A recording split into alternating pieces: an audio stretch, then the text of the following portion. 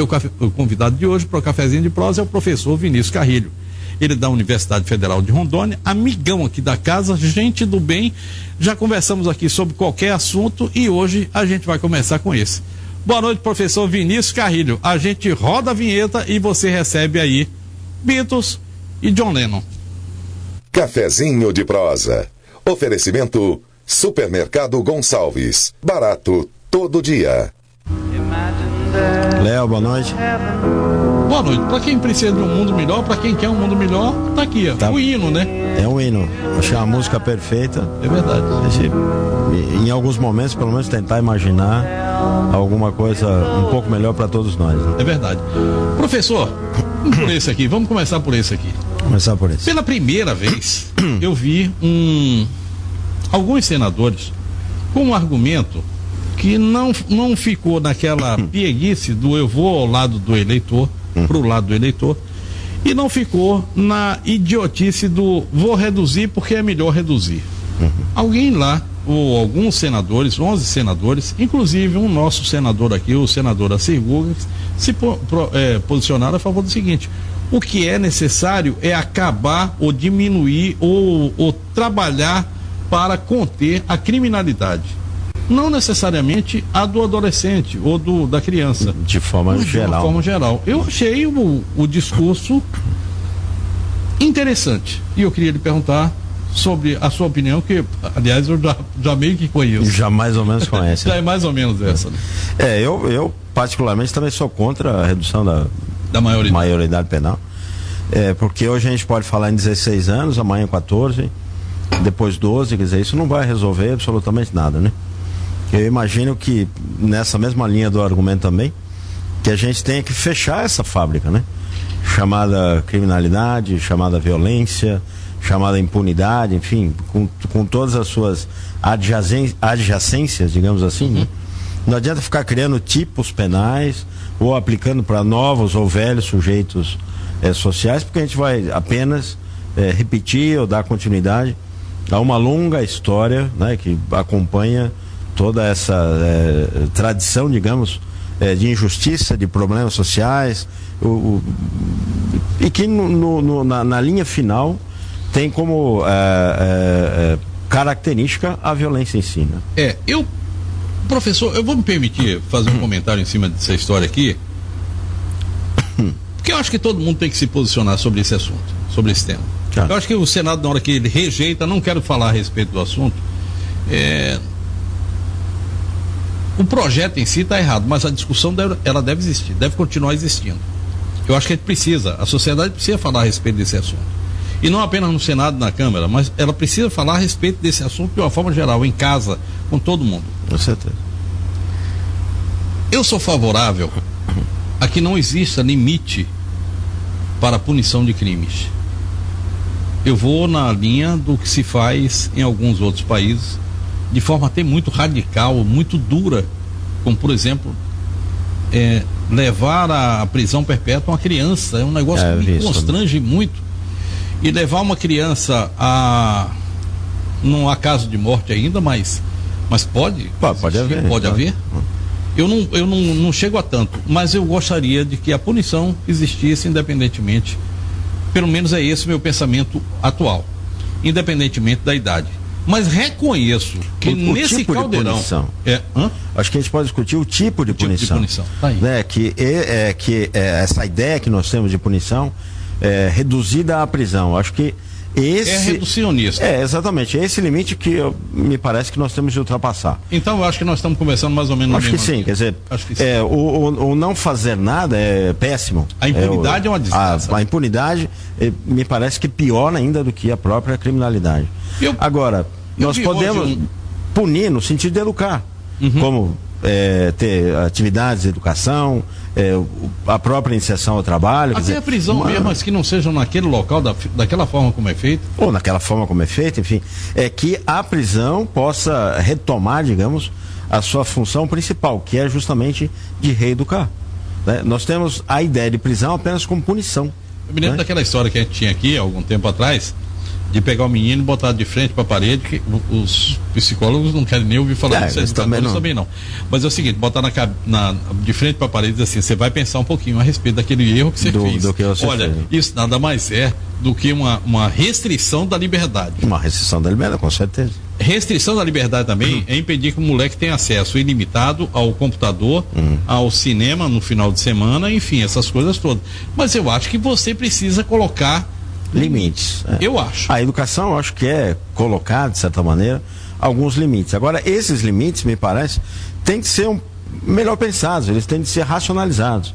Em alguns casos, você pode conversar com a criança e com o adolescente, à medida em que ele compreenda o que você quer transmitir, que limites você está discutindo, né? Perfeito. Então, mas eu acho que é isso que, de certa maneira, nos falta também. Ou nós punimos excessivamente ou não fazemos nada. Quer dizer, parece que essa dubiedade, digamos, é muito ruim nesse sentido, né? A gente está no mato sem cachorro, né? A gente está no mato sem cachorro. A gente está falando de criança, mas vamos pensar nos adultos, vamos pensar nos políticos também, né? Quer dizer, ou nós punimos de forma exemplar e criamos uma espécie de ícone do mal, né? O Mensalão é um exemplo disso, ou nós não fazemos nada. Nós temos quanto, imaginativamente, de corrupção todos os dias no país. Alguns falam que 30%, 40% do PIB se escoa pela corrupção. Quanto disso é apurado? Né? Ou seja, ou nós temos um ícone de punição, de prisão, que é o Mensalão, serve como exemplo, ou então nós não cuidamos dos 40% do PIB que vão pelo ralo. Quer dizer, ficamos parados, né? Eu hoje vi uma figura que é bastante conhecida, vou falar aqui o nome, é um apresentador da Atena, que é radical com relação a alguns posicionamentos que ele toma, inclusive ele chegou a dizer o seguinte, que o Senado nosso lembrava o Senado de Estocolmo. Eu vi uma parte da reportagem dele hoje à tarde, ele falando a respeito disso, e eu fiquei ligado até porque o assunto estava sendo tratado, e disse, bom, da Atena deve estar dando pulo agora. E estava pulando mais do que Saci numa chapa quente. E é o seguinte, eu não posso ter uma discussão onde somente a minha voz seja ouvida. Eu acho que tem que ser ouvida de todo mundo. Eu não posso ficar aqui, pra gente utilizar um termo lá da Bahia, cagando regra na cabeça dos outros, já que quem sou eu para ter regras que sirvam para todo mundo? Eu não posso. Elas têm de ser discutidas, né? As regras que funcionam efetivamente são aquelas que têm uma adesão social. Lógico. Né? Nós temos um provérbio quase, um ditado popular, digamos assim, em que se diz, acho que é um país do mundo, né? Em que você diz, essa regra não pega. Essa lei, né? Lei não pega. Quer dizer, o que é uma lei não pegar? Né? É uma loucura isso, né? É verdade. Quer dizer, você fazer uma coisa, literalmente como faz de conta. Não, mas tem outra coisa aqui, professor, já que tocamos nesse assunto. Está lá na Constituição que todos somos iguais perante a lei. Nós todos somos iguais. Agora, nós temos algumas diferenças. Alguns são mais iguais. Os negros são menos iguais. Com certeza. As mulheres são menos iguais. As mulheres são menos iguais. As mulheres são menos iguais. São menos iguais. Os deficientes são menos iguais. Os pobres são menos iguais. Os negros são menos iguais. Vem cá. Então sobram poucos que são iguais. Então ficamos aqui nós dois. Aliás, nem somos iguais, porque você tem uma deficiência e eu sou baiano. Quer dizer, nem nós dois somos iguais. Nós temos aqui... somos iguais em algumas afinidades. Algumas afinidades. Mas vem cá. Como é que... Somos iguais em educação? Em educação. Como é que somos todos iguais? E a gente faz aqui o seguinte. Não, mas vamos criar a Maria da Penha, a Lei Maria da Penha. Quer dizer, é uma lei que nos torna iguais, mas diferentes, quando o assunto é gênero. Aí, digamos que... falar que esculhambação é essa, né? Vamos pensar o seguinte, nós temos um plano ideal, que é tratar as pessoas de forma a serem mais iguais possível. Mais ou menos. Ou mais ou menos, mas pelo menos do ponto de vista formal, que elas sejam tratadas com isonomia. Esse é um plano ideal. Mas ocorre que a vida prática, historicamente, culturalmente, às vezes pela própria fisiologia, as pessoas acabam sendo diferentes. Homem e mulher são diferentes em todos esses... Graças a Deus. Em todos esses sentidos, né? E ainda bem que é assim. Ainda bem que é assim, porque senão não estaríamos aqui também. Agora, em razão dessas diferenças, nós podemos criar desigualdades, né? Nós podemos criar um degrau, um estágio tão grande entre as diferenças que as pessoas se tornem absolutamente desiguais. É o caso, por exemplo, e que nós conseguimos observar com o machismo, com o racismo, enfim, com todas essas formas negativas de tratar aqueles que não são iguais de forma absolutamente desigual. Então, em alguns casos, a lei é pensada justamente para buscar um nivelamento. Equilibrar, quer dizer, aquele, a ideia da balança mesmo, né? Dos contrapesos. Dos contrapesos. Aquele que, por N motivações, inclusive fisiologicamente, são desiguais, a lei pode reequilibrar, a lei pode buscar se não um equilíbrio total, pelo menos uma aproximação. A ideia das cotas, a ideia de algumas leis especiais, como o Maria da Penha, o Código, o ECA, o Estatuto do Idoso. O Estatuto do Idoso, enfim, todos esses são mecanismos de buscar um reequilíbrio entre setores, ou entre camadas, ou entre grupos sociais que não são absolutamente, ou não são historicamente ou culturalmente tratados no mesmo plano, ou tratados de forma equivalente, né? É a busca de uma equidade. Num jargão, digamos, jurídico, seria mais ou menos como dizer: tratar os iguais igualmente e os desiguais desigualmente. Mais ou menos isso. Mais ou menos isso. Eu juro para você, eu vou falar Esse é um pouco chato, um pouco complicado, mas eu juro para você que eu não me sinto bem tendo um espaço para guardar meu carro como uma vaga de idoso. Pois é, exatamente. Cara, seria uma coisa natural, né? É natural. Deveria ser natural. Envelhecer é uma coisa natural. Eu com 65 anos de idade, eu ando, caminho, faço tudo que uma pessoa faz, trabalho ainda. Exatamente. Quer dizer, eu nem aposentado sou e já recebi uma carteirinha de idoso, cara. Eu acho isso desnecessário. Não, aí eu concordo com você plenamente. Eu acho uma sacanagem que alguém que está na fila do banco lá me dê lugar para ser atendido antes dele, porque eu tenho. Olha, não é certo isso. Não, mas aí eu faria uma ponderação. Vamos educar para me receber. Exatamente. Para que as pessoas me recebam como idoso. Não, sim. Então, digamos assim, não há fila especial. Mas eu entro portando as muletas e quem está na fila, de forma educada, de forma consciente, cede a sua vez para mim. Isso já me aconteceu inúmeras vezes. Nesse sentido eu concordo com você, né? Agora, se você acha que pode ficar na fila com 65, com 70 e etc, sem necessidade de que alguém disponha o seu lugar, então tá ótimo. Eu não queria que o Estado chegasse a esse ponto. Pois é, mas tutelar. Mas por que o Estado chega a esse ponto? Não sei, porque nós temos uma cultura que, na verdade, é de não tratar os desiguais de forma desigual. Você falou a respeito de um assunto aí no início da nossa conversa, que foi o seguinte: ou a gente identifica o mal, e o mal hoje é meio que identificado como o mensalão, e está sendo agregado agora o Azeredo. Uma espécie de ícone. Que eu acho que o Azeredo também se soma a isso. Não serão dois. Me parece que as duas coisas. Ele teria dado origem, na verdade. Esse mensalão do PSDB teria sido a cabeça, né? A primeira forma. E aí depois, como não foi bem eliminada, digamos assim, ela acabou se multiplicando. Tem outros mensalões, né? Eu vou fazer um comentáriozinho bem miserável aqui, mas é o seguinte: diz que até nisso o PT errou, né?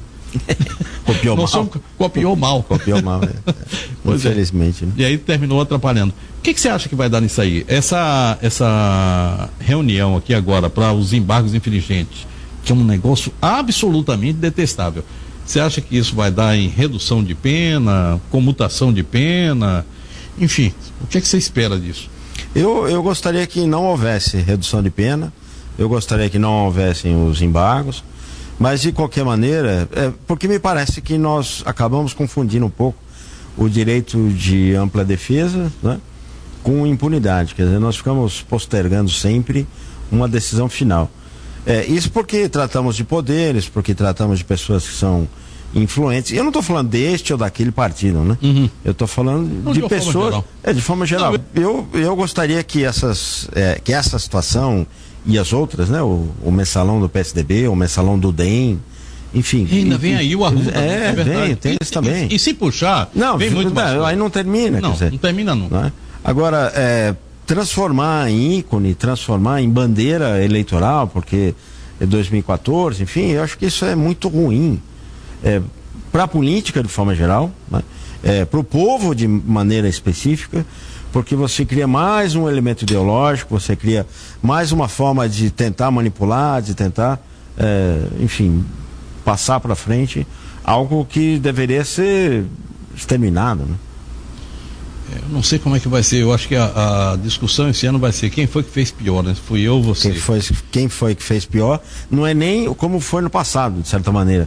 Quem deixou de fazer, né? Agora é quem fez pior. Quer dizer, uma coisa, Carrilho, eu vou fazer uma pergunta aqui, vou ter que dar um pulinho ali pra gente fazer ver a resposta do Facebook, mas eu queria que você falasse a respeito do seguinte: nós estamos aí no momento em que a presidente Dilma tem lá um índice de aprovação que deveria ser o sonho do PT. Mas dentro do PT há uma corrente grande, não é pequena, muito grande, que não quer ver nem a cara da Dilma, quer ver o Lula de volta. No mercado, que é esse ente que a gente não sabe exatamente para que serve, mas que sabe muito bem o mal e o bem que faz, o mercado não quer ver nem a cara da Dilma, nem a cara do Lula. E também não quer ver nem a cara do Aécio, nem a cara do Eduardo Campos. Que momento doido é esse que o país está vivendo, que a gente não sabe para que lado vai? Uma crise de legitimidade política enorme, parece que praticamente sem fim, né? A situação é bombardeada diariamente com e sem razão, e a oposição com ou sem razão parece também não existir. Eu vi um dia desse alguém dizer que a oposição não entendeu ainda o que é que a população quer. Não fala a linguagem do povo, parece, não tem discurso, não tem proposta, não tem um projeto. Quer dizer, até não ter uma proposta imediata, como solucionar isso ou aquilo, até que seria, digamos, passável, né? Agora, não ter projeto, né? Não ter projeto que se contraponha a esse, quer dizer, como você estava dizendo, quem que fez pior? Né? Então se diz, Bolsa Família é muito ruim. Mas qual é o projeto alternativo da oposição? Não existe. Não existe. Esse é o problema. Vendo aí o seguinte, que nós podemos chegar àquela coisa terrível do rouba mais faz. Voltar a essa... exatamente, você pegou um ponto essencial. Nós tínhamos, ainda que momentaneamente, superado um pouco esse cinismo político. Vivíamos com uma ironia nas ruas, a ironia do povo. Só que, em compensação, corremos o risco de retomar esse mesmo cinismo. A sociedade está querendo falar alguma coisa que me parece que ainda não foi traduzida. Não sei se você já fez essa tradução, mas eu confesso que ainda não.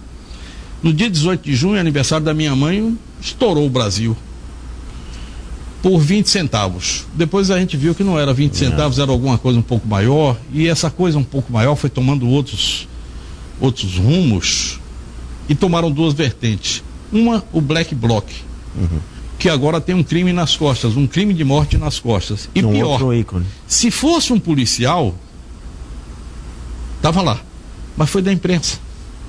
E aí, quando mexe com a imprensa, convenhamos, é complicado, muito complicado.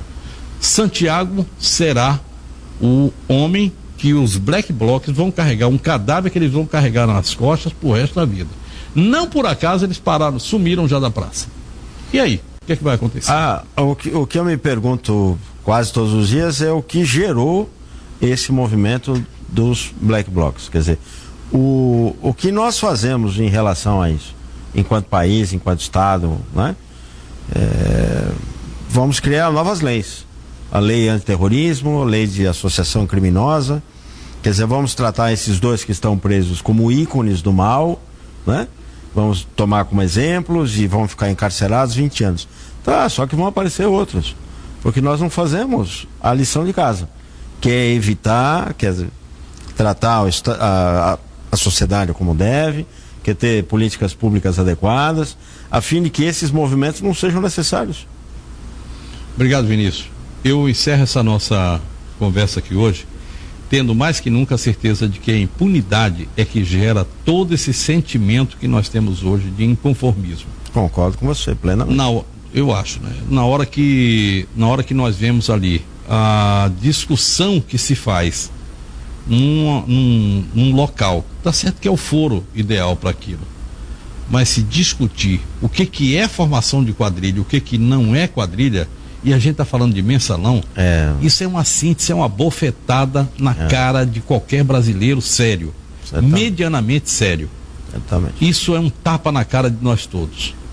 Ver aquela discussão que está acontecendo ali e ver uma barbárie, uma coisa abjeta, uma jabuticaba jurídica, que é esse tal de embargo infringente, é alguma coisa que nos deixa ajoelhado, envergonhado de estar aqui. É uma síntese. Se me permite, só um pequeno detalhezinho. Eu diria que toda vez que nós opomos a lei ao bom senso e ficamos com a lei, estamos no pior caminho. Estamos no caminho errado, bem errado. O Tempo Real está chegando ao final. Muitíssimo obrigado, Vinícius. Obrigado, foi um prazer, você, uma honra recebê-lo aqui. Obrigado. Conversar com você é sempre uma aula. O Tempo Real está chegando ao final, mas amanhã, às 6:50 da manhã, você recebe informações atualizadíssimas do jornalismo da TV Candelária, no programa Novo Dia, com cara nova, com jeito novo, mas com aquela garra de sempre. A frase que encerra o programa de hoje é do telespectador Vinícius de Souza, seu xará, da cidade de Vilhena, e diz o seguinte: hoje, com a globalização exacerbada nos meios de comunicação, não carecemos mais de informação. O que nos falta é opinião. Para pensar.